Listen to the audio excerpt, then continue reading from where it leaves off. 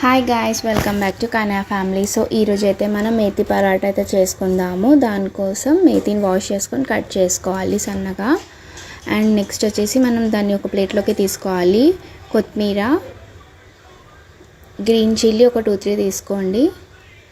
Ginger garlic paste ఒక 2 table spoon, red chilli powder ఒక 2 table spoon తీసుకోండి. Red chilli powder, 1/2 table spoon పసుపు, ధనియాల పౌడర్ ఒక 1 టేబుల్ స్పూన్ తీసుకోండి. జీలకర్రని కొంచెం నలుచుకొని వేసుకోండి. తగినంత ఉప్పు వేసుకోండి. గోధుమ పిండి 1 కప్, బేసన్ ఒక 1/2 కప్ వేసుకోండి.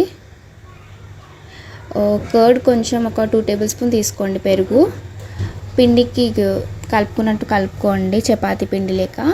కొన్ని వాటర్ పోసుకుంటా ఒక 2 టేబుల్ స్పూన్ ఆయిల్ కూడా పోసుకోండి. చపాతీస్కి అయితే ఎలా అయితే రోల్ చేసుకుంటానో అలానే రోల్ చేసుకుంటూ చపాతీస్ లెక్క చేసుకోవాలి. చపాతీ లెక్క చేసుకున్నాక 2 సైడ్స్ ఆయిల్ అయితే అప్లై చేసుకోవాలి. సో చూడండి, ఇలానే చేసుకోండి.